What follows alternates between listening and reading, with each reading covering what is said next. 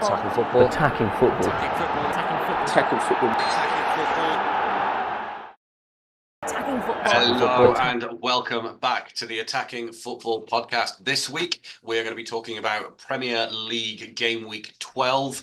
We're going to do all of the games and discuss how we think these guys are going so far. Joining me this week, we've got ever-present Scott. How you doing, mate? Doing good, yeah. How are you?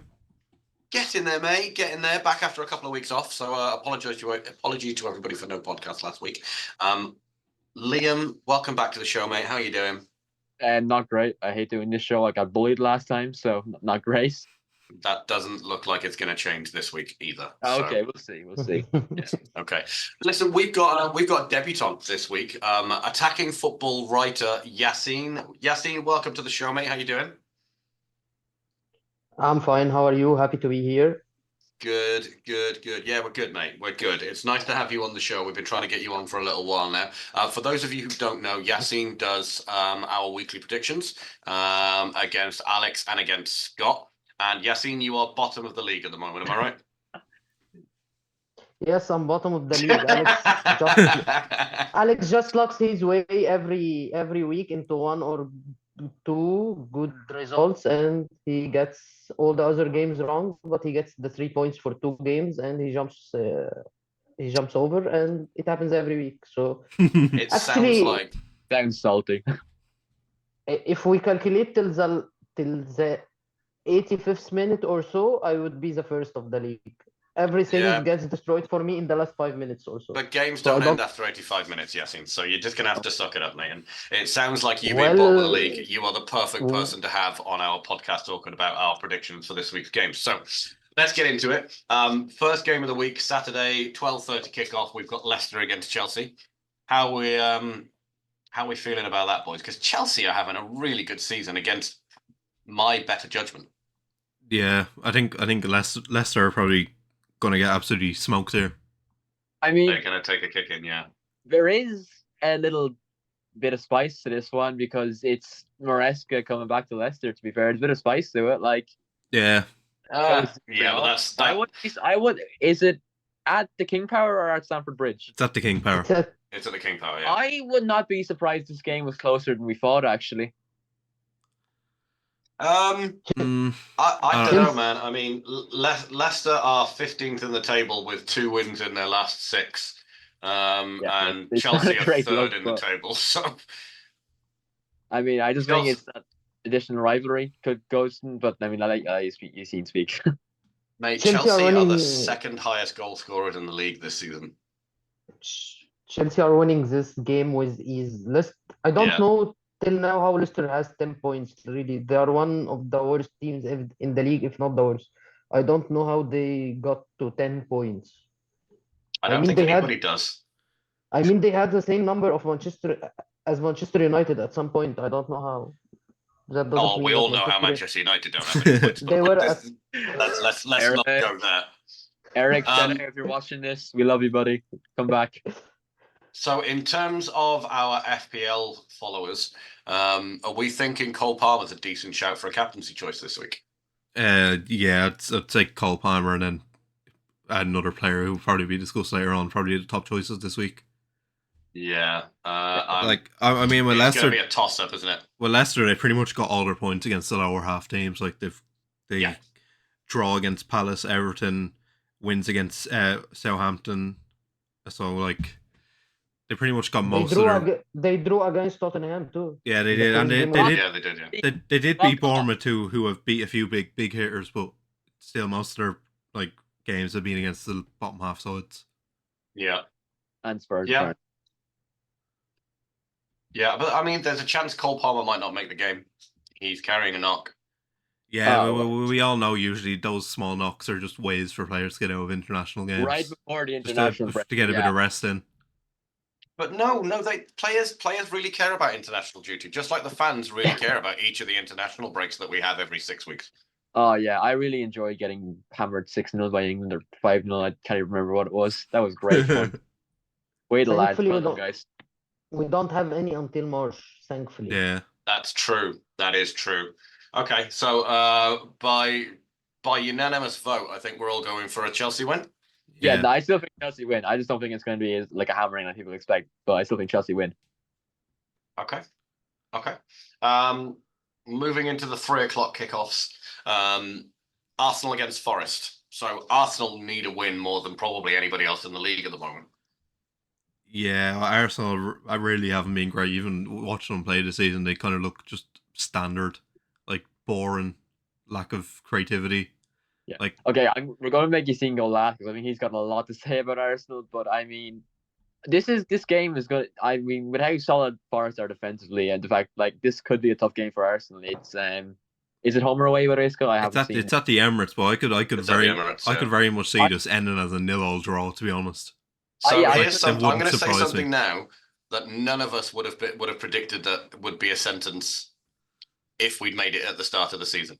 All right, so we did our Premier League prediction video, and I'm going to say a sentence now that if I'd said it then, I would have been ripped to shreds. This game is 4th versus 5th in the Premier League. Yeah. That's looking crazy. They are level on points. Arsenal are ahead by 1 on goal difference.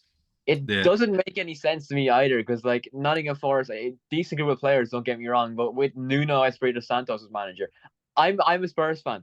I know what Nuno is like, and I do not know how the fuck he's pulling this off because, boy. Chris Wood is the answer to that, I think. Nuno had Nuno had this kind of run with Wolves before, and he took them to the Europa League, if I remember.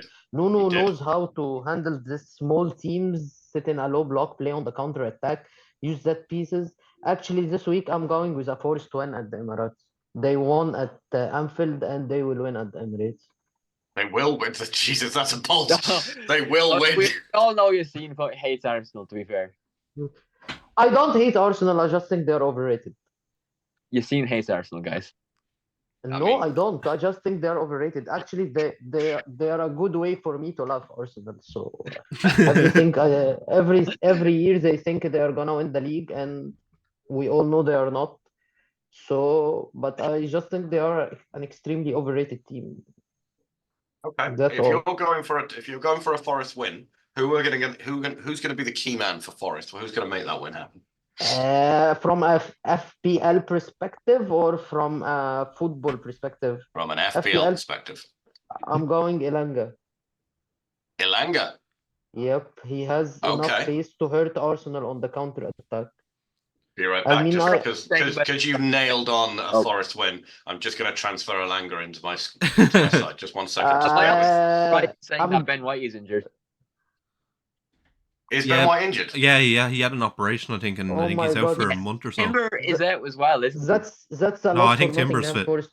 Timber is fit. Okay, never mind. So I was going to say, Elanga would have a field day if there's no Timber or Ben White in the side. He'd have a fucking field day against Arsenal's fullbacks, like all day long.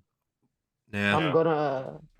I'm now totally expected Arsenal to win like 6-0, and I'm gonna get cooked for this prediction. This is what's gonna happen. So, bottom of the league. Okay, so no reaction to that. Okay. I said bottom of the league. Oh. Yeah, I think you've seen it just too stunned to speak, to be honest. Yeah. Okay, so Scott, you're going to draw, right? I'm going to draw. Yeah, I'm going to draw as well. Yeah, I think I'm probably going to go for a score draw. It's going to be 1-1 or 2-2. I can see 1-1. 1-1 is. I can see 1-1 definitely. They've both defensively been very good this season, to be fair. I mean, Arsenal have conceded 12 goals. Forest have only conceded 10. Forest 2 centre-backs are very good, which has been a reason why they've been up the top of the table this season as well. And also, just like you mentioned about that Forest low block, we've seen that like Arsenal cannot handle low blocks this season. We've seen it like they do have Odegaard back now. It just depends. Is he still back up to fitness and like? Oh, I had forgotten about Odegaard actually. Yeah, Saka should be fit as well. Actually, I think an Arsenal win now actually. Just because Odegaard's back. Yeah, I think that's huge. That is massive.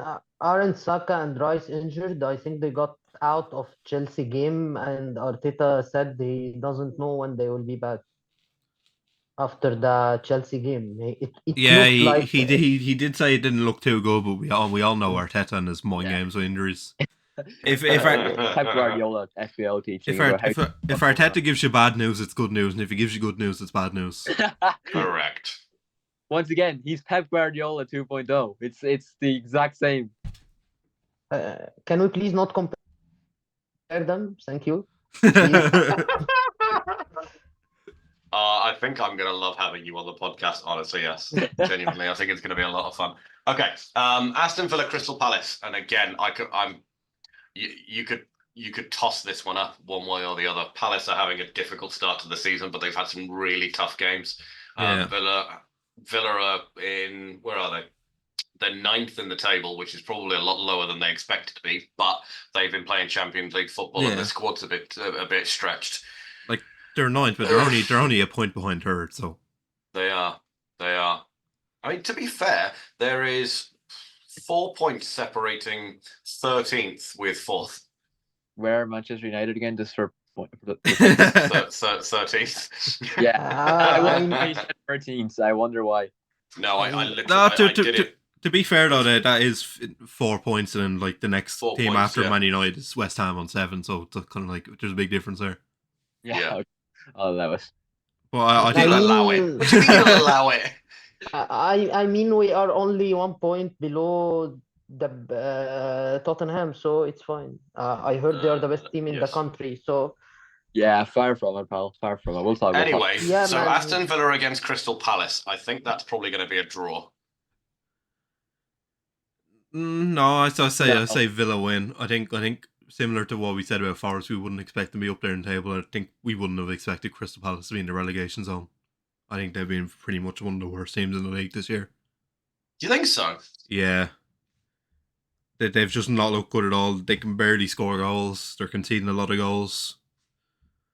So they've played so far this And season. they've not won a single game away from home. Yeah, that is true. That is true. Even their win against Tottenham, I would say. actually Palace have 1 win this season, and it's against Tottenham. I was going to talk about that. I was Most just teams, going to talk about that win, okay? there are 2 teams in the leagues that have 1 win this season, and they are both against Tottenham, Ipswich and Palace. You see, we'll speak about Tottenham later. No, we are not see going to this speak game, about okay? Tottenham later. They're playing City. We are going to speak about City. Tottenham Okay, is but not going to anyway, be the topic. I was saying, even looking at that Tottenham win wasn't that impressive for Crystal Palace. It was more the fact that Tottenham just completely fucking imploded. Like, Okay. So Scott, you're going Villa win. Yeah. yeah, I'm going Villa win, and I think it could be like I would think both teams. I think both teams are going to score goals. I think, but I could see something like a 3-2 or a 3-1 to Aston Villa. So Well, if anyone plays FPL, I'm they'll know going that Villa win too. they'll know I'm that going Villa Villa keeping a win too. clean sheet is like Jesus coming back from the dead. It's a once in a lifetime. I mean, Yeah. did you see their defending in corners against Liverpool? This was Yeah. a war crime, not defending. So Villa are one of I think 4 teams in the league with 0 goal difference because they've conceded 17 goals and scored 17. Yeah. Out of interest, the other 3 are Brentford, Bournemouth, and Manchester United. Villa also have 1 clean sheet this season, and it's against Manchester United. So. Yeah. I believe that entirely. Okay, in terms of FPL, who are we looking at in the Crystal Palace Villa game? Watkins, Rodgers. Duran, if he starts Philogene? the game. I don't know if he'll start, to be honest. I Duran? think it's really worth bringing in Aston Villa forward for this game, though. I think you can't because you can never tell which Aston Villa forward is going to show up at any given day. Yeah. It's So you don't want any defensive assets in this game because they're both likely to leak goals. No, you're going to take out a midfielder, I think, for this game. Actually, I think McGinn even could be an option. Yeah, he's too prone to a yellow card. Yeah, that's true. But I just think like an Aston Villa forward is too much of a gamble because an Aston Villa forward is going to show up inevitably, but you're never going to be able to tell which one it's going to be. How's be honest- Watkins doing this season? He's not doing too bad, but the thing is with him is like he's often came off in the 60th minute in games. Yeah. He's also just a shit Dominic Solanke as well. He's got 5 goals. 5 goals Yeah. in 11 games. Yeah. It's not recreating last season's form, is it? Okay. So moving on. Bournemouth against Brighton. Now, Brighton are scoring goals again this season. The great Danny Welbeck has decided that he is now R9. So not a ghost. That's what he is.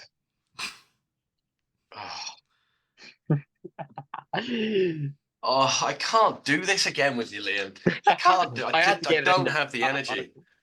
Go You watch shouldn't- the Strikers podcast, guys. Listen, You know what I you mean. shouldn't have done this with him from the start. When he said that, he should have been kicked out of the podcast. Well, I muted him, Yeah, he which did is what kick I me was out going of to the say. podcast. There is in the entirety of the Attacking Football podcast history, and there's been we're getting on for 2 years now of the Attacking Football podcast. I have only ever muted a participant once, and it was Liam, and it was when he said that R9 was not in the GOAT category for strikers. But yeah, if you want to see that, go watch the Strikers podcast, guys. It's great. You should go and watch the Strikers podcast because it is outrageous. But Danny Welbeck is in form. Brighton are scoring goals. Bournemouth, not so much. I can only really see this one going one way. I mean, Brighton, again, they're 6th in the league, 19 points, the level with Arsenal and Forest. They're having a really good season. So are Bournemouth, though, really. Bournemouth are 12th. Bournemouth are 12th, yeah, but like we said, that's not terrible. Consider that. Really? Really? Because they're level on points with Manchester United. How good of a season are United having? We just said with the gap between, like, what is it, 4th and 13th. It's not Bournemouth, nothing. Bournemouth also played City, Arsenal, Aston Villa, Liverpool, Manchester, Chelsea, and they had Robert Sanchez decide to be Peter Schmeichel or Gordon Banks against them for some reason, and save a penalty and save multiple goals. They were very good against Chelsea. They were good against Liverpool, except for Kepa, who gifted Liverpool the game. They were good against City. They were good against Arsenal. They are a good team. They play good football. They are just extremely unfortunate, unlucky in front of the goal. And they waste a lot of chances. They are a very wasteful team. I'm going with a draw for this game. I think a 2-2, 3-3, 4-4 draw. Yeah, Goals draw. They both play. I agree with very Yasin. open I think it'll be a goal fest. Anyways, I'd say Oh, definitely. it could either be a Brighton win, it could be a Bournemouth win, it could be a draw, but there will be goals. I mean, those are the 3 result options. Yeah, they are the 3 results. No, it could be a win, a draw, or a loss. But I'm literally saying it could go either way, and all I know is there will be goals. There will be goals. It's going to be 0-0. It's going to be 0-0. 0-0. Yeah, exactly. You're definitely going to finish 0-0. Okay, in terms of FPL options, I think the most obvious would be João Pedro and Welbeck. Evan Linson, Semenyo. Evan Nilsson. Yeah, I'm going to say Semenyo as the best option here. Because I actually think Bournemouth are going to win, first of all. Okay. I also reckon that Semenyo is going to have a field day against that Brighton defense as well. So I think Semenyo could be a real. I'm not going to call him a captaincy option now, but I think That's a derby, Brighton and Bournemouth, right? Kind of, yeah. Sort of. Kind of like a coastal derby, kind of. I don't think they call it a derby necessarily. Yeah. I think Brighton's derby is Crystal Palace. And that, for some reason. Which is weird. It's a weird one. Just because they're on the same motorway. Yes. No, yeah, I think Semenyo will actually have a field. With the way Brighton set up defensively, I think Semenyo will have the Bournemouth white players, I'll say, but obviously Semenyo's the main one there. So yeah. So Semenyo's got 4 goals and an assist in 11 games so far this season. And I mean, like I said, going back from the international break, you can kind of weird things happen after international breaks. It's kind of a bit of a clean slate. You know what I mean? I think he might be out. Semenyo might be out, according to the BBC. Oh, for fuck's sake! Why did you let me go on? So the Ghanaian FA have said that Semenyo's nursing an injury of the patella tendon. Yeah, he's injured. Yeah. Okay. Well, I still say the Bournemouth wide players will still have a field. They still have good players out wide. Justin Kluivert's have been alright. Sinistera. For some reason, Bournemouth decided that they wanted to be stacked in the wide areas. Yeah, then that's one of Brighton's biggest weaknesses this season from what I've seen. So I actually predicted I think probably let's say like a 2-1 Bournemouth win. I'm gonna go 3-2 Brighton. Yeah, I know the Brighton hater. I'm like Fabian Hertzler's biggest fan. Don't get me wrong, but I just think it's kind of set up for Bournemouth to win. Yeah, Also, Brighton, something I noticed about Brighton this season, they are pretty bad in the first half. Against Manchester United, they were bad. Against City, they were bad. Against Tottenham, they were bad. They're Very bad. pretty bad in the first half. And then all of a sudden, I don't know what Hurzeler does but in halftime, and the team adjusts brilliantly. So it was kind of the opposite against Liverpool. They were more better than us in the first half, and then we kind of came back in the second. Yeah, the only game it was the inverse. It was the Liverpool game. They Yeah. were brilliant in the first half and very bad in the second half. So Well, You win that game, Scott. Yeah, we won 2-1. But you could say the pattern there is that they only play one good half a game. Also, just talking about Hurstler for a minute. What a guy! Like, what a goddamn guy! Like a complete fucking psychopath. But Jesus Christ, what an appointment that was by Brighton. Yeah, he pretty much came out of nowhere. It was inspired. Yeah, I mean, I think what helps is that Robert De Zerbi put in place a really, really good system, and then the backroom staff at Brighton have gone and found 1,700 million pound players for £4 million. It is almost ridiculous at how good they are at finding young talent. Did anybody leave Brighton and succeed after? I don't remember one name that left Brighton and went on. Bissouma has been good. No, we paid 30 million for Bissouma, and he has been quite all right. I think he's been managers. Are you talking managers or players? Players. I think it'd be difficult to say that McAllister hadn't done really well at Liverpool since he left. Yeah, and I mean, Enciso has been pretty good for Leicester as well, but he's only on loan, I know, but still. Yeah. It'd be difficult to argue that players haven't done well. I mean, you could say Ben White as well. Oh yeah, Ben White. Yeah, I'm Ben not White's speaking probably about done. Ben White. Everybody knows of my opinion about Ben White, so let's move on from this point. Well, I mean, I'm just looking at Brighton's squad now, and in terms of the genuine talent that they have there, that are under 25. You've got João Pedro, who's 23. You've got Minter, who's 20. He's on loan from 23. João Pedro's 23. Yeah. This guy has been playing football for like 10 years. How is? I know. How is You've got and Ciso is 20. You've got Ayari's 21. Also, I just said Lewis Dunk, by the way. I meant fucking Dan Burn, not Lewis Dunk. I meant Dan Burn. At Newcastle, yeah. Yeah, I meant Dan Burn. I don't know why I said Lewis Dunk, but anyway. Evan Ferguson is 20 years old. They've got really good young, talented players. Maybe not Evan Ferguson. Yeah, Irish. I'll agree with you. No, He'll come good again. He'll come good again. I think he will. I think he'll end up at United as well at some point. Okay, I want to move on to the next game because, Scott, you called this the Brighton-Bournemouth game a goal fest. I think if you were to use a term to describe Brentford's season this season, it would be goal fest because I think almost every game has been 4-3, 5-4. They've probably provided the best entertainment in the league so far in terms of goals. And they're sitting quite pretty in the league as well. They're in 11th place on 16 points. They're doing really, really well. Wissa and Mbeumo are having brilliant seasons. I've got them both in my fantasy team, and they're also returning every week.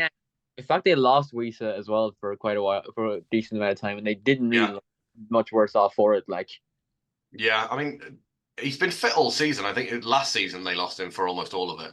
No, Wissa was injured for not long this season, granted, but he was out for a few weeks, if I recall correctly. Let's have a look at his game week history. Nope.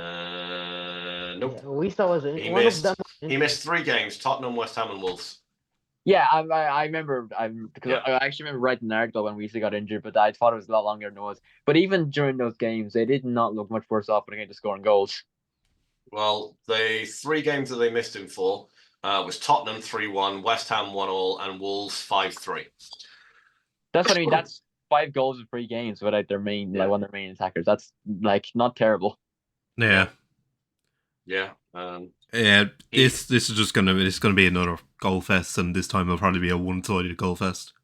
I think this is probably the most nailed on away win of the season. Everton are an absolute shambles. I genuinely believe, despite their league position, they are the worst team in the league.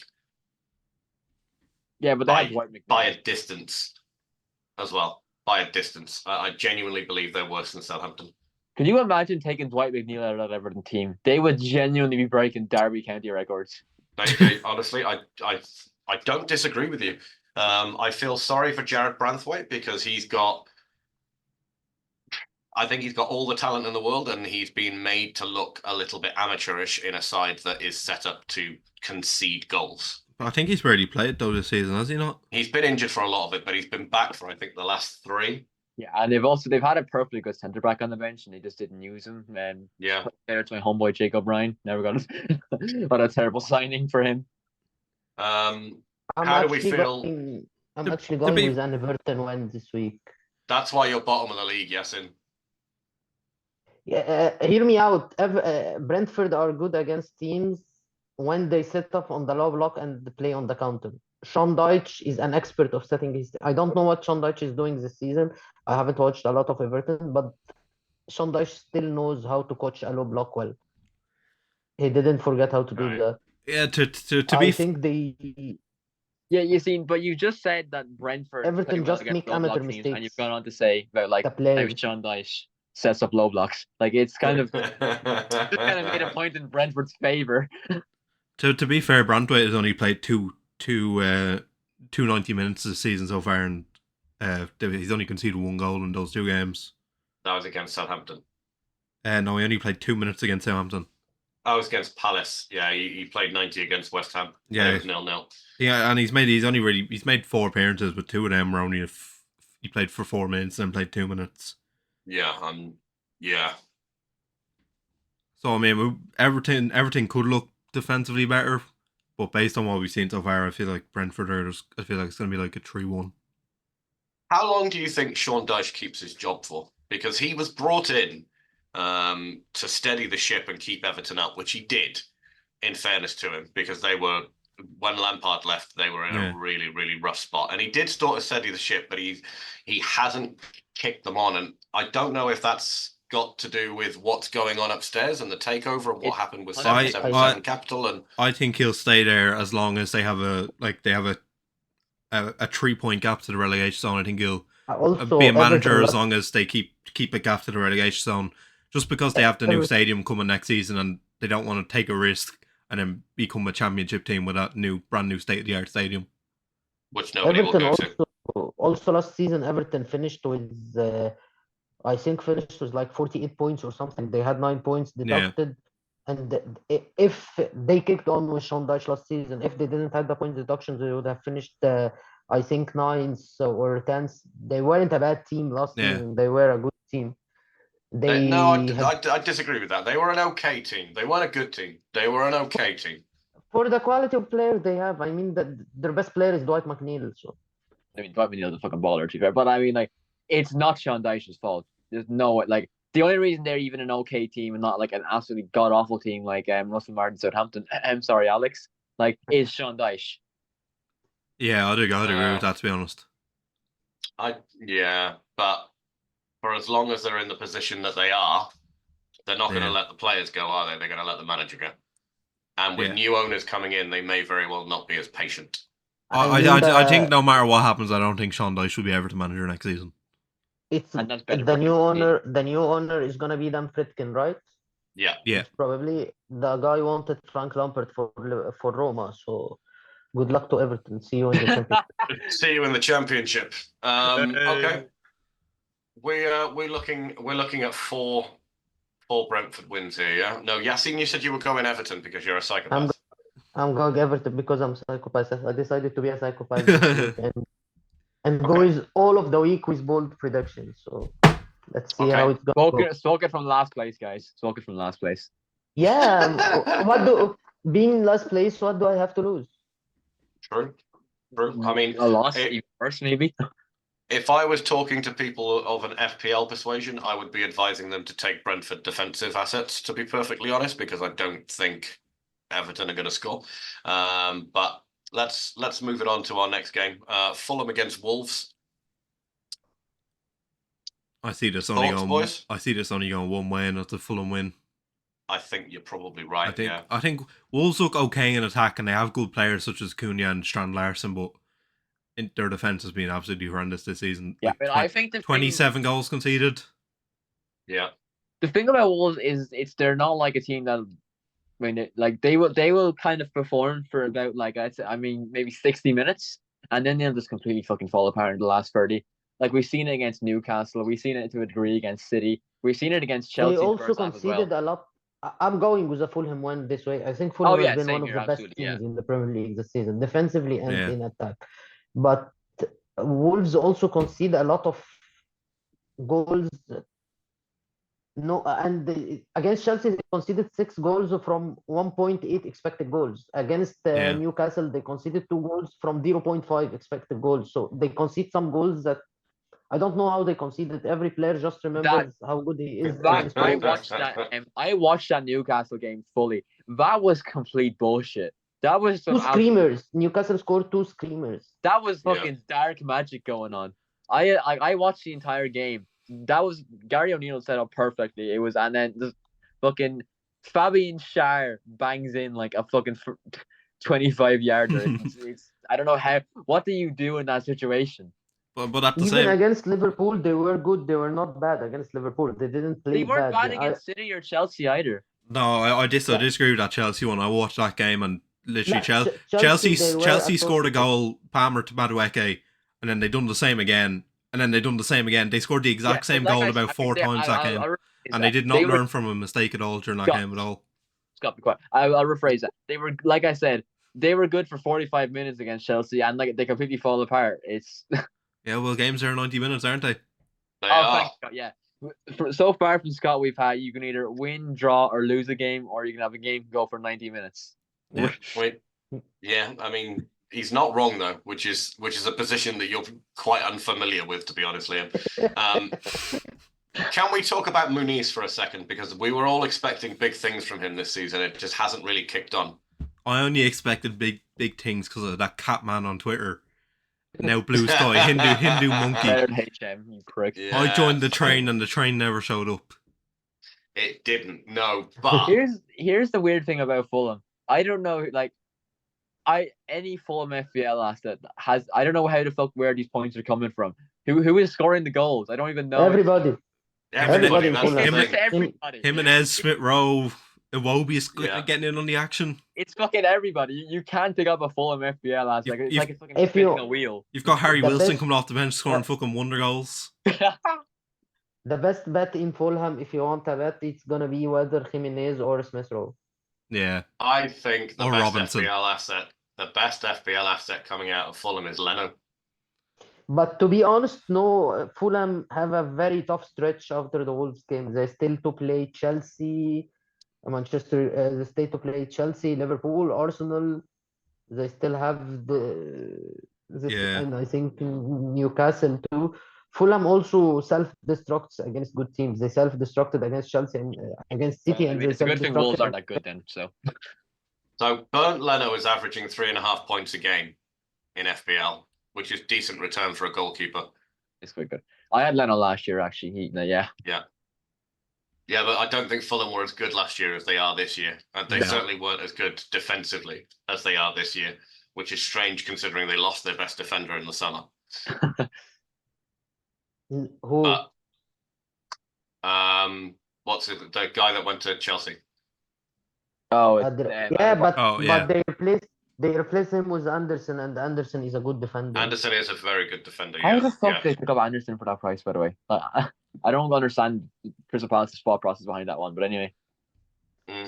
Yeah. But where are we all going? Fulham win? Yeah. Fulham win. Okay. And then the Saturday evening game. The big Liam, one. turn away. It's Man City against Spurs. No, I'm not going to turn away. I mean, have you not seen the script before? Spurs and City? We are winning this game, and I don't think it's because we're good. Just we're winning this game. It's a given. I don't know if you're winning it, but I think you could very well get draw. This game is going to be 4-4 or 4-3. It's happens every year. So I City think there was a tweet from Fabrizio Romano earlier on of which Manchester City players were back in training early this week. I'm going to go and look for it now whilst Yassine tells me how bad Spurs are. No, it's not about. I stopped trying to predict Spurs game based on anything normal or reasonable. Yeah, I mean, same here.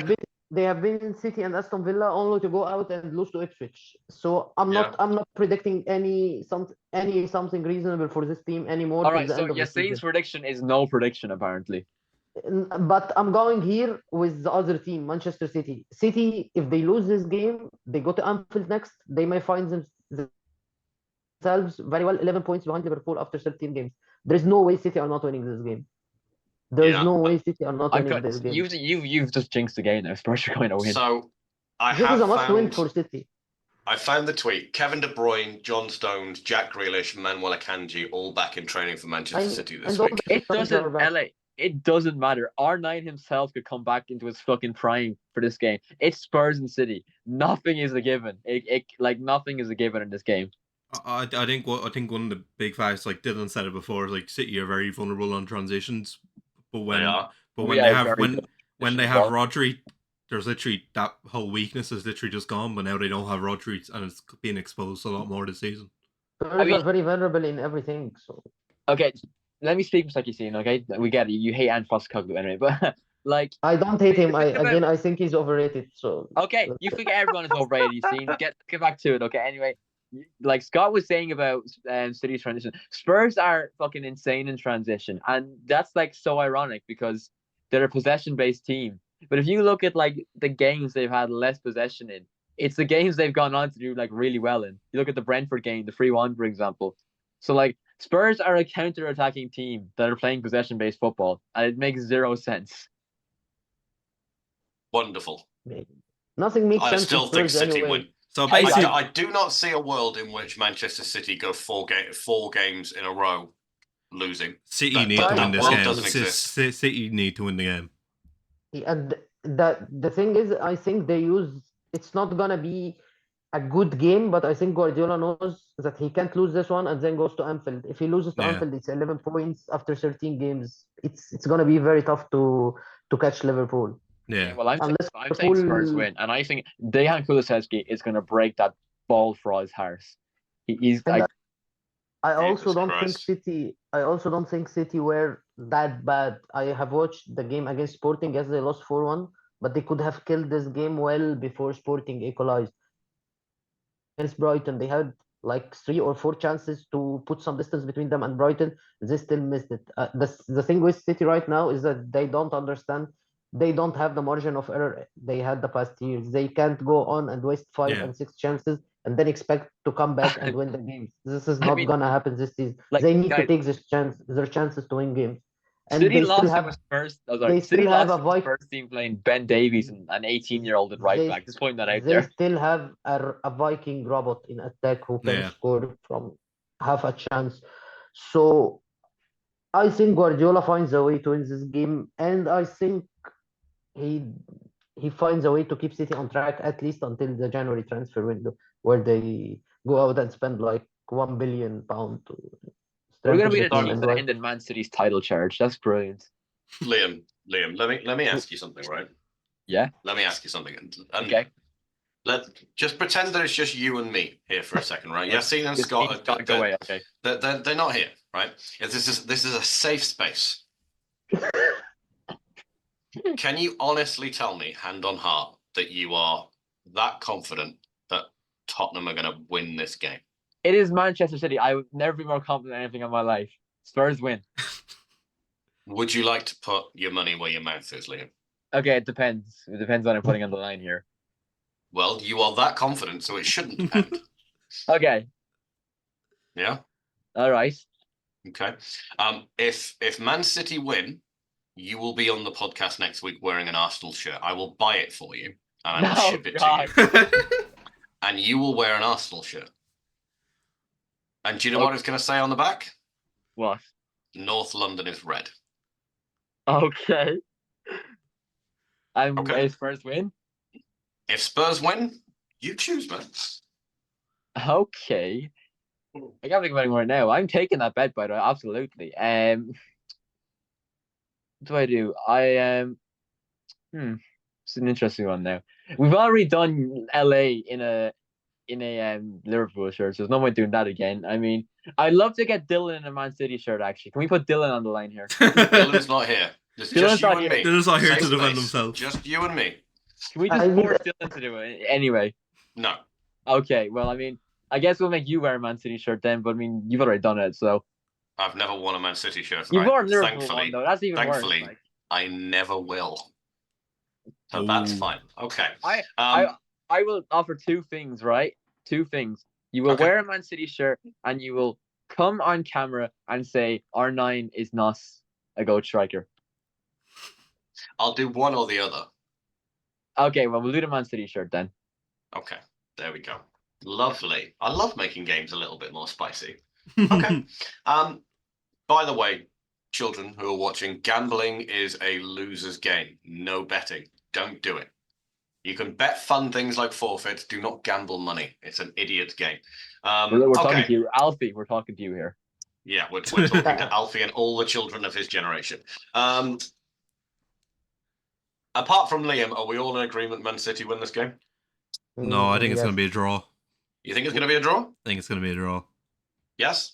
I'm going with a City one. Okay. Liam, in the unlikely event that there is a draw, no forfeits will be held. Okay, that's fair. Okay. We're going to move on. Sunday, we're going to go on to probably what is likely to be your second captaincy choice for this weekend games. Southampton against Liverpool, bottom of the league. Southampton against top of the league, Liverpool. It is at St. Mary's, which doesn't really mean anything considering that Southampton have lost 9-0 there twice in the last few years. Was once against you? Was Liverpool one of those? No, it was no. Leicester United and won there Manchester 9-0. United.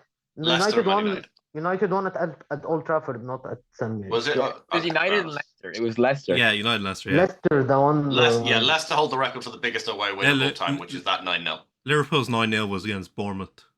Was it Bournemouth? Yeah, Forgive Bournemouth me. at home, yeah. My ball knowledge is Leicester trash. in the season where they beat Southampton 9-0 were so fucking funny. They did some outrageous shit. I think was that the year of the Vardy Crystal Palace celebration as well, if I recall.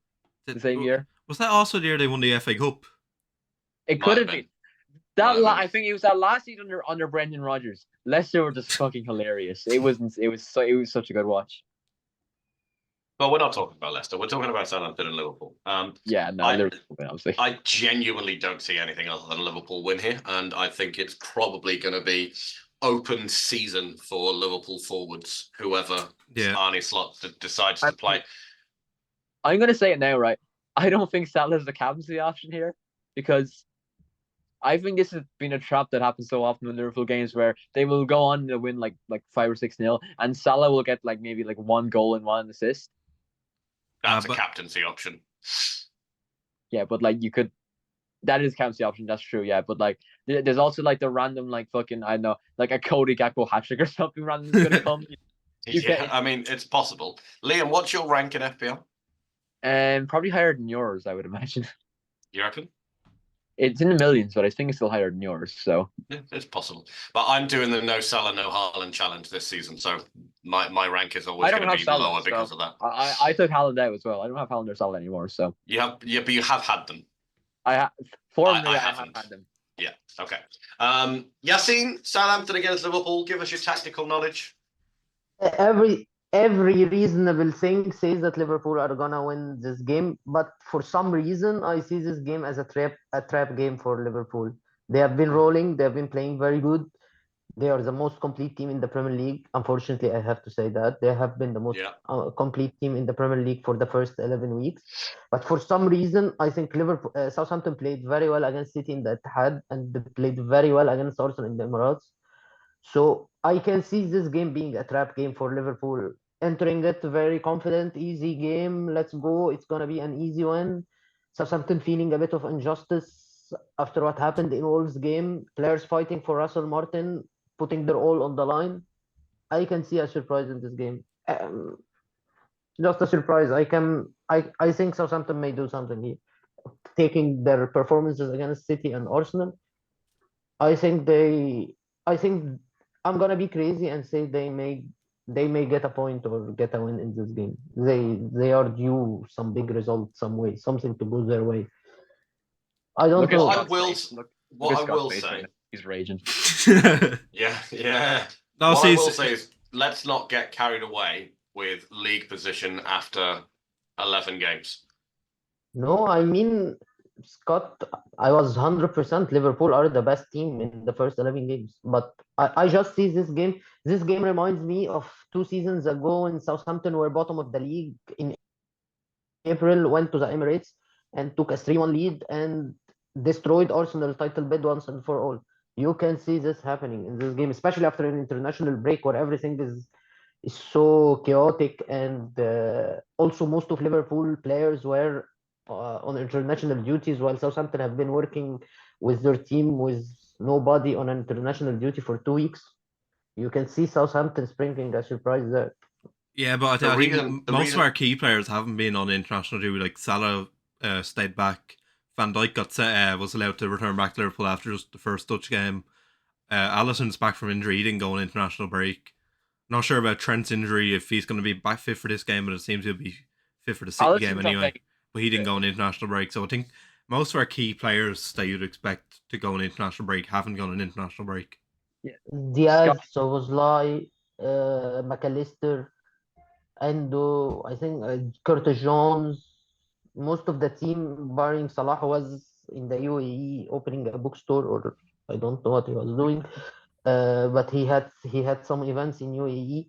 So I mean, I just can see this as a threat game. Most probably Liverpool are gonna roll for a 5-6-0 win, but you can see this as a trap game for them for some reason. The banana skin, yeah. I mean, Liverpool have to take it seriously and not expect to rock up to the South Coast and win. But I mean, all things being equal, this should result in a fairly comfortable 3-0 win for Liverpool, I'd say. Yeah. Yeah, and I'm gonna say on record that if Liverpool are top of the league by New Year's, we're winning the league. Okay, Lovely. so Thank you for that. I don't think anybody promised you for it, but sure. that is what you Um, think that's going to age very poorly. Yeah, I don't know about that. I don't really see anybody viably challenging Liverpool at the moment. I think Manchester City are a lot weaker this season, especially with Rodri out for the whole year. I think Arsenal are a lot weaker this season. And outside of those two, there really isn't anybody else to challenge Liverpool. I mean, once Spurs beat City this weekend, you never know. Okay, we may very well have me muting Liam for a second time I'm not on this podcast, but Spurs fan. Nobody hates Spurs more than me, guys. oh no, they do, they do. No, trust me. I hate this fucking club. They're my favorite team. Okay, let's move on to the big game of the weekend.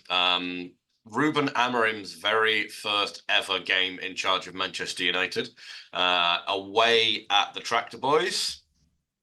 How are we feeling?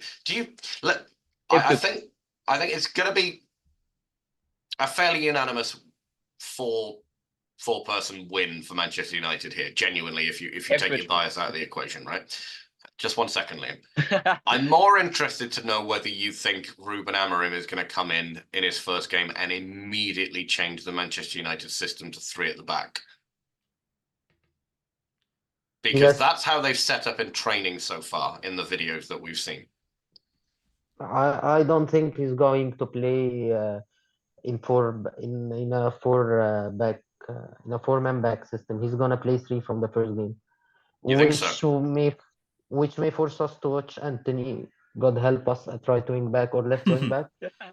But I think in his press conference, he was so clear that from the very first game, Manchester United fans will see an idea. Whether this idea is gonna be good or no, nobody knows. But he was very clear that we are gonna see an idea.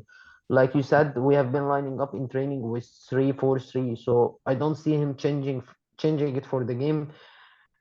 And he has been basically chosen as Manchester United manager for his system. So I think he's going with the 3-4-3. I don't know who is going to be playing where, but I think he's going with the 3-4-3. Liam? And God Oh help yeah, us I till was we take Son of Ipswich do not win, by the way. Ipswich do not win. I'm sorry, but I think it might actually be as good as some United fans might expect. Like it's not gonna. I think a lot of you probably expect more like a 4-0, 5-0 win. LA. No. Look, I think even the most rose-tinted Manchester United fan does not expect Ruben Amorim to wave a magic wand and suddenly it's Sir Alex Ferguson at Old Trafford and we're spanking everybody 6-0. No, I don't think anybody genuinely believes that, despite some internet bravado, which everybody gives, like you were just given for Spurs against Man City.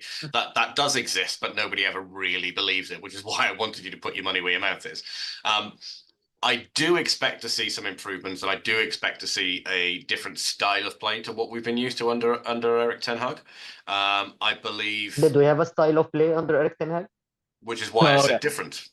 Dylan's not here. You see, you don't have to do this. Because not having one and having one is a difference, isn't it? Okay.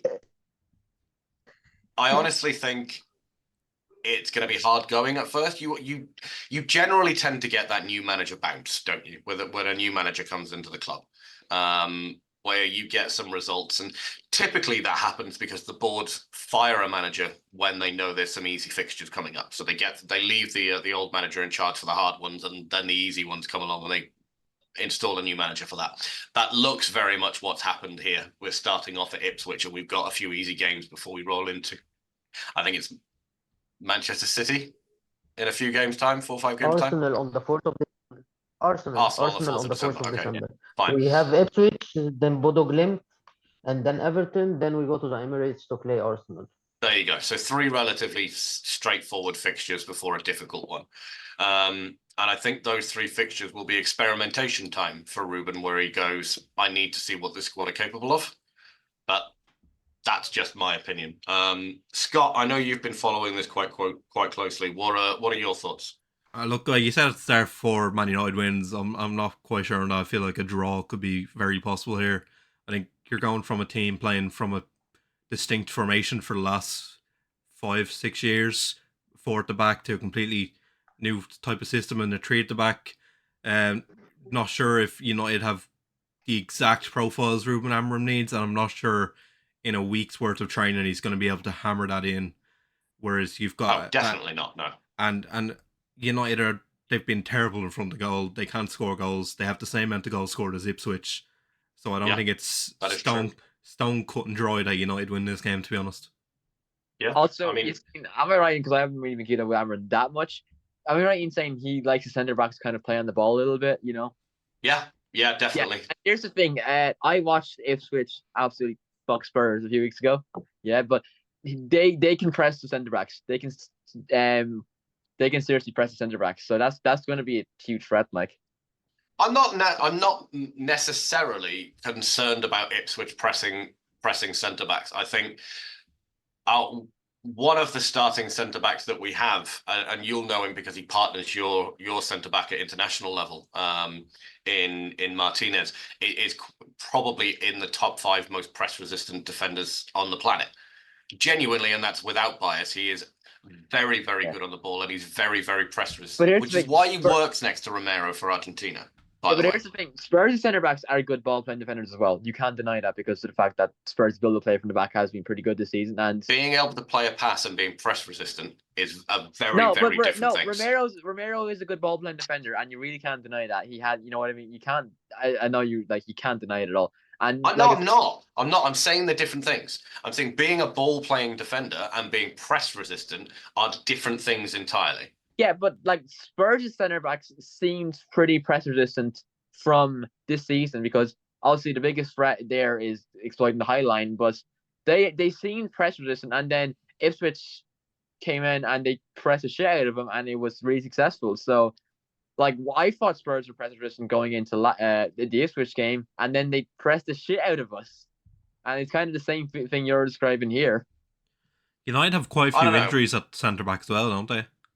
Not anymore, no. So De Ligt is fit and Yoro's back. I think Maguire's probably back. Lindelof's the one that we're missing, and I think he's the one, if I were to choose, I would be happy to be missing, to be honest. Even then, though, you've got Maguire and Yoro coming back, and they'll have a lack of match fitness as well. Yeah, there's no doubt about that. There is Also, no that's doubt about that at another all. one. Lenny Yoro didn't play for Erik Ten Hag, He so didn't, no. when he comes in, he might be the perfect mold for Amrin, because right now he's the majority of his football he's probably played with Amrin as manager. He played pre-season with Erik Ten Hag. When he was at Lille, he played in a back three, I think. Yasin, you might be able to correct me on that. I'm not sure. I think he played in a back three sometimes in Lille, yes, but I actually don't think. I think one of Dalot or Mazraoui is starting at right center back against Ipswich. But then, I think because how long has it's gonna Yoro been be back in training? Do you guys know? It's gonna, He's only back it's this gonna- week. Well, he's only back in first team training this week, I think. So Yeah. he hasn't No, been training under Erik Ten Hag. No, really much Euro this has season. been back for quite a long time. Euro has No, been back. he was only doing individual training for. I think he's only back in full He's first team back in training full this week. training. Yeah. So It he's was come last in week. off a time away from Ten Hag's training. He's come in fresh week, freshly fit, straight into Amarin's training. So he could have a massive role this season if he. He could He do, will but he's have- also 18. He's not fully physically developed yet. He's very slight. I think he's probably easy to be bullied a little bit. He's quick, but I don't think he's physically there yet necessarily. I would advise caution in using him as a starting centre back this season. I think we are seeing Mazraoui at right centre back this season. I don't. I think he'll probably use Leacher. Not Leacher. He'll use Luke Shaw as a left centre back. He'll use Delict in the centre, and he'll use Maguire on the right. Did Maguire ever play on the right? I don't think he Yeah. even played for Yeah, he England. has. Yeah, he has. Yeah. Not in a three, but he has played as the right side of as a right side centre back. I don't know, but my person as Maguire Mazraoui has played in the right centre back at Bayern Munich. I think for some time he played in a back three, and I think he did it for the Moroccan national team, if I remember correctly, when they wanted to play three. I think we can see him in it. I don't know. Nobody knows what Ruben is That's the gonna problem, do isn't yet. it? And that I started this segment with, do you think he will play three at the back straight from the off, or do you think he's going to build into it by going, do you know what, let's go with four at the back, and we'll need some time on the training pitch before we switch to that system. But look, I don't want to spend too much time on Manchester United. Let's get our predictions in. I'm going to go with a win. I don't think it'll be a straightforward win, but I think it'll be a win. I'm the same as LA. United win, but it's not going to be straightforward. I'm just going to be different and say a draw. Okay, Yeah, I think that's fair, to be honest. I'm going with a United win mainly because of the individual quality, the difference in individual quality. Again, that's probably fair. Not a straightforward. You could make the case either way. I mean, player for player, there is a gulf in quality. But then with Ipswich, you've probably got more of a team collective. I think the international break has come at a very wrong time for Ipswich. They were just starting to build momentum after the win at Spurs.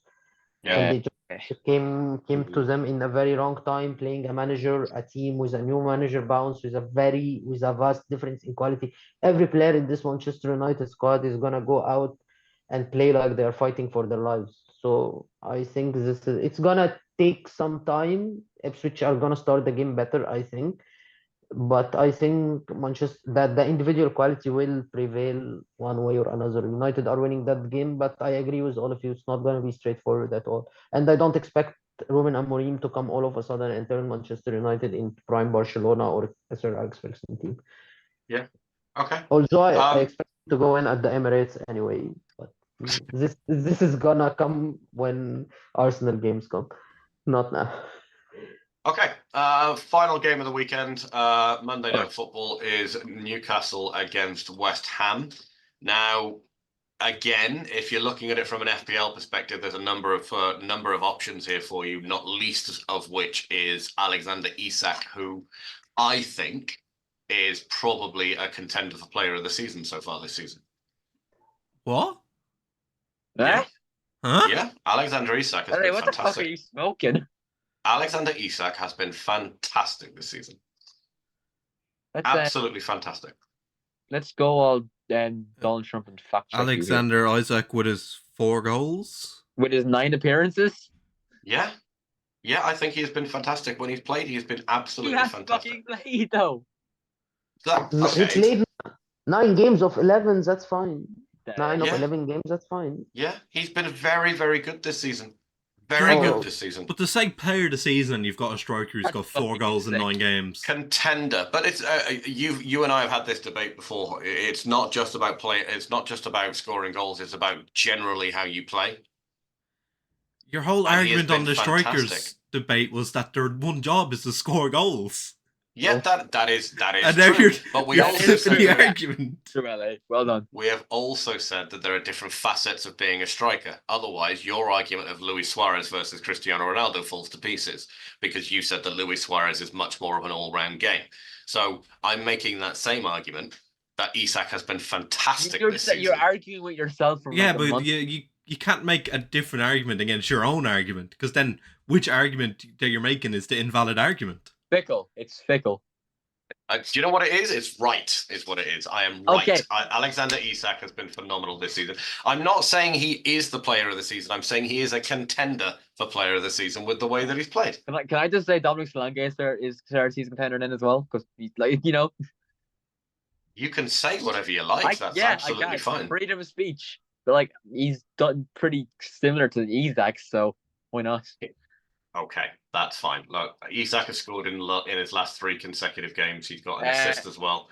He's got 4 goals, 2 assists in 765 minutes, which is not too bad. Look at sir, consecutive games. Brennan Johnson, player of the season contender as well, I guess. Let's go. But I actually think the best player in Newcastle this season has been Anthony Gordon. Yeah. And I absolutely think the guy is just a good winger. He's not elite. He's not on the level of elite wingers, but he has been having a phenomenal season. He has been really, really good for Everton. Someone who's been pretty good for Newcastle this season as well is Harvey Barnes. Has been pretty good as well. Did he even play for Newcastle this season? That's the thing, though. He has been a really good super sub option. He has been. How many games did he play in? 1 or 2? I'm not saying Harvey Barnes is like a player of the season. I've seen he's been like a really good super sub for Newcastle. Like he's subbed in for 6 games, started 5, and like at the start of the season he had a really good run. And Liam, he played in. I am not saying he's a player of the season contender. I'm saying he has been a very good super sub. That's all I'm saying. I'm just pointing it out. Can you deny that? Like, I'm trying to find the number of games he played in this season. I feel like this Harvey Barnes thing was like more at the start of the season. Yeah, he's played 11 games, started 5, subbed in for 6, and like 4 goals and an assist is like he scored 3 goals in consecutive weeks, and then he went on like a 7-game run without a goal. He showed up in some big moments for Newcastle, though. He won the game against Spurs, won the game against Wolves. Winning the game against Spurs is not a big moment. Everybody beats Spurs. He won the game. See, that's why. For fuck's sake, I hate. Actually, it was LA's man Isaac who won the game against Spurs because it was 1-1. Yeah, Barnes scored in the 37th minute, and then Tottenham equalised in the 56th, and then Isaac scored in the 78th. I got to mix up the wrong round, but still, he still had a pretty big impact in that game against Spurs. He definitely won the game against Wolves. That's for certain. He's showed up with some big goals and some tight games, is my point. He scored 4 goals. They have to be all big. They're just 4. Yeah, and he's only played started 5 games. It's not like we have a big. I'm sorry. We were saying Isak is a player of the season contender. I didn't say Isak have. I didn't say Isak is a player of the season. Okay, that's LA. I'm pointing it at LA now. Isak has 4 goals as well. That. I'm not saying Harvey Barnes has been like Newcastle's best player or his third season contender. I just wanted to point out that he has been quite good this season. That's all. Yeah, when he plays. But he plays. Yeah, I can be good when I play if I play for 5 minutes every game. He's played 400 minutes though. He hasn't played 5 minutes. 10? He's played 500 minutes, but 500, 490 he's only total. completed 190 so far this season. Now is against Fulham. And that's exactly why I'm saying he's been a really good substitute. That's what I'm. I mean, I can open transfer market and see how many games he plays this season. and He's how been a many really good minutes he substitute plays. in terms of coming off the pitch because he started 1, 2, 3, 4, 5. He started 6 games and he's only been substituted on twice. Oh, but no, he's been subbed in 6 times. Not according to FootMob. He's Not in the league. he's played 11 Premier League matches and he's only started 5 of them. Yeah. Okay, fair enough. FootMob is lying to me then. FootMob just blatantly lied to you. So Yeah. get out, FootMob. You're incompetent. Oh, hang on. I'm looking at all games, not Premier League. That's why. Okay. Stand by. Also, FootMob, I'm sorry. I mean, he played for 20 minutes against Southampton, 30 minutes against Bournemouth, 61 minutes against Spurs, 45 minutes against Wolves. And that's what I've been saying. He's done really good in the limited time he's had. That's all I'm saying. Yeah, any football player can do well in the limited time. I mean, I can name a lot of football players who cannot do well when they play for 90 minutes, but I don't know Yeah, about because you, the people at when you home play- watching, but I could when- genuinely watch an entire podcast of Yasin versus Liam, which may You gotta very get- well be next week's podcast. Yasin and Dylan will go for like 2 hours. when you play for 90 minutes, you have to use all your physical energy. When you get into the game for 45 minutes or for 30 minutes, you use all the energy for this time. So this is why there are some players who were good as super subs. And mainly Ole that's Gunnar Barnes Solskjaer. is one of those players. That's what I'm saying. But Harvey very good Barnes is super one of sub. those good. When he started the games, he was fine as a player. He's He was okay, not- yeah. Okay, listen, do you Yeah. mind if I bring the Harvey Barnes podcast to an end? Yeah. So, Please, I don't know why I'm debating him. I don't know why I'm debating him. neither He's do a troll. I. He's a troll. No anyway. one has proved me right. You've So, been agreeing West with me, but Ham. I think Jared Bowen is a decent shout if you're looking at FPL assets this season. I don't think Newcastle have been particularly defensively strong. They've conceded 11 goals in 11 games, so they're at least a goal a game. Look, You want to my FPL assets? you just don't know what West Ham are going to show up because they go ahead and they batter Ipswich and then the next week they get battered by Spurs. They go out and they beat Man United and then the next week they're getting battered by Nottingham Forest. The So thing you, is, you literally did don't know West what Ham- West Ham well, team are going to show Newcastle up. are a similar team, so it could really swing either way. Is the thing because Newcastle are a weird team as well. At least this season they are. Did West Ham make the wrong managerial appointment in the summer? Love it. Oh yeah, absolutely. yeah. Absolutely. They got rid of David Moyes and they brought David Moyes light in. Yeah, I don't think he is as good a manager as David Moyes. I was very upset when they let David Moyes go, and I made that very clear on I think we did our end of season podcast, didn't we? I think he was very unfortunate to be let go. They finished. Where did they finish in the league last year? 13th, I think. I'm not too sure on that though. That's just off the top of my head. So Absolutely. they- wrong. So yeah, I agree. if they don't finish above when Moyes did, they've definitely. Well, I think they've made. Oh, they the wrong came decision. ninth. They They came finished ninth. Yeah, It's they came ninth. They had a minus 14 goal difference though, which is probably not Yeah. ideal. But I mean, David Moyes won them their first ever European trophy. I thought he was done Also, really, to be fair, really dirty. David Moyes wasn't sacked. Technically speaking, David Moyes. They is didn't con- renew his Oh, contract. yeah, that was it, yeah. But that's sacking him. It just is. Was there ever actually confirmed whether it was West Ham who decide not to renew David Moyes, or was it? Oh David yeah, Moyes? yeah. He went on the overlap and he said that they went on like a 4-game win streak, including I think they beat Arsenal and David Sullivan. Beat Arsenal. David Sullivan offered him a contract, and he hadn't signed it yet. And then they go ahead and they lost 3 in a row or something, and then David Sullivan took away the contract. Okay, Yeah. well there you go. Yeah. So they'd announced the signing of Lopetegui before David Moyes had left the club. Yeah, and that was a horrible decision. Lopetegui is It's an awful in the awful Premier decision. League. Lopetegui has been an absolute fucking joke. Yeah.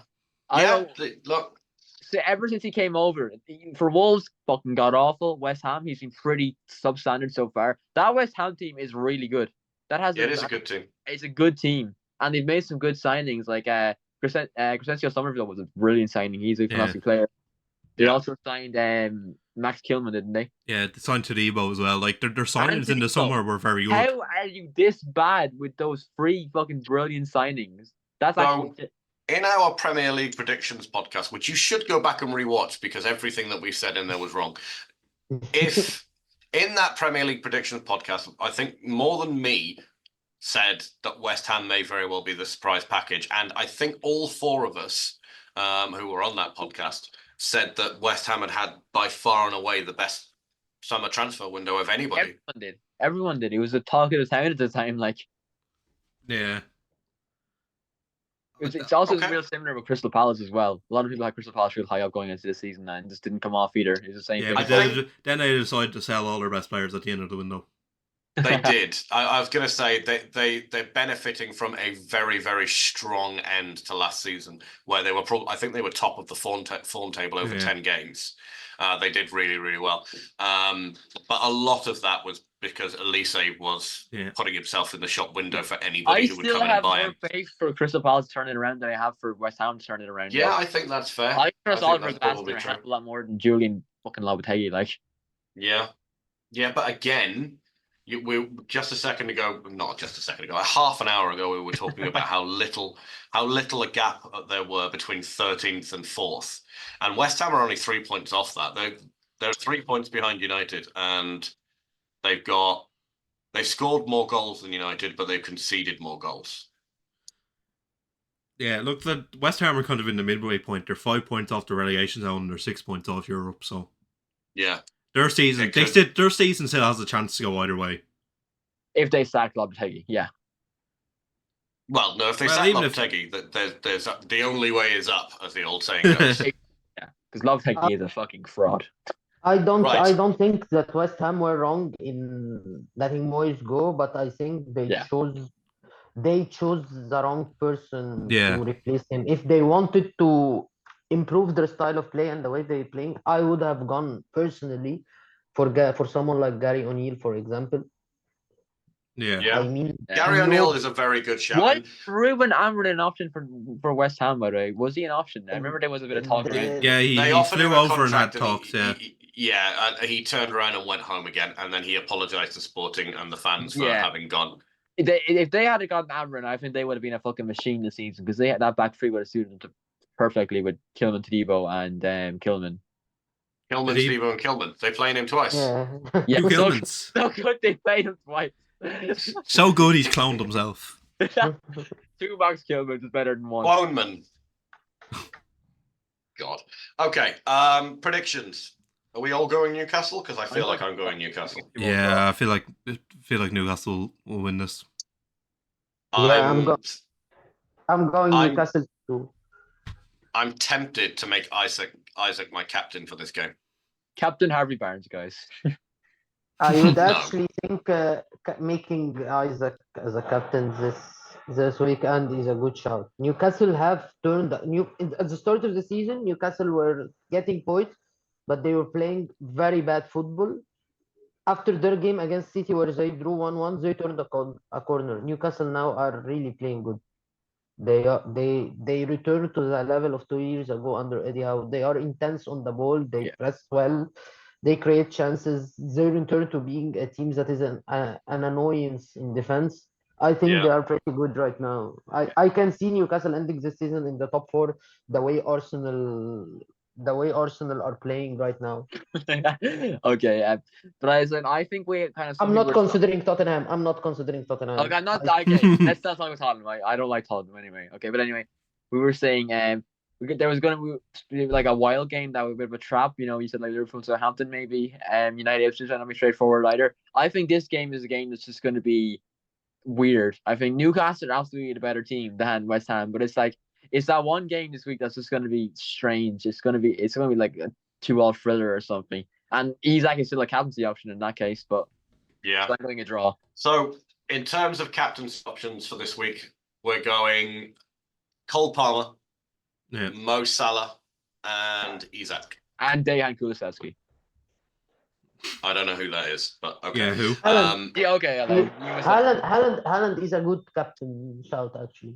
Not against. I mean, if you want like 2 points, you can go Haaland, I guess. Yeah. I mean, even if Spurs by some miracle manage to win, I think Haaland is gonna score. If Spurs are not winning 1-0, they're But gonna you win. don't 3-4 captain. all, You don't captain an asset that you're expecting one goal from. No. Yeah. But I was saying, Dejan Kulusevski is like, I'm not even joking. If you think Spurs will do well against City, like I do, he is the captaincy option for Spurs because he always shows up against Man City. You'll remember like the 4-4 game, just like a month ago or even less, he scored 2 goals against City. If you want to go for a Spurs player against City, if you think that's going to be the case, you go for Kulusevski. Yeah, but then Where's that'll where's just be a Ange 1 week playing punt place. Kulusevski at the moment? Midfield. Okay. What position does Kulusevski play naturally? Midfielder. He has gone on the record to say he sees himself more as a midfielder. He was shoehorned down onto the wing by Conte, but he's been fantastic as a midfielder this season. So you could his natural position is a midfielder. I do think he is better suited to midfield because I don't think he's the quickest out on the wing. He went on record earlier in the season to say that he is better as a central option. It was the fact that he was shoehorned out onto the wing. So Fair enough. Okay. you can't question me on my own fucking player, on my own team's players, LA. I don't question you about Man United players. I don't see that I asked a question that was inappropriate. I genuinely don't know. I was getting that's all. You're getting awfully uppity about a very straightforward question, mate. With my life. Okay. I think that's probably a decent place to leave the podcast for the week. Yeah. My thanks as ever to Scott, to Liam, my special thanks to Yassine for making his first appearance. Thank you very much for coming on, my friend. Hope you enjoyed it. Yeah, I did. It was nice. Actually, Good man, I got good to man. fight Liam one-on-one live on video. Yeah. To be fair, if for those of you watching at home, if you were in our Attacking Football staff group chat, you would be sick of this already. I promise you, it is a weekly occurrence. If you don't already, please subscribe to the podcast. Next week, we have a very special podcast with a very special guest that will be live for you. So stay tuned to our Twitter to find out more. Thank you very much, and we will see you next week. Peace. Yeah.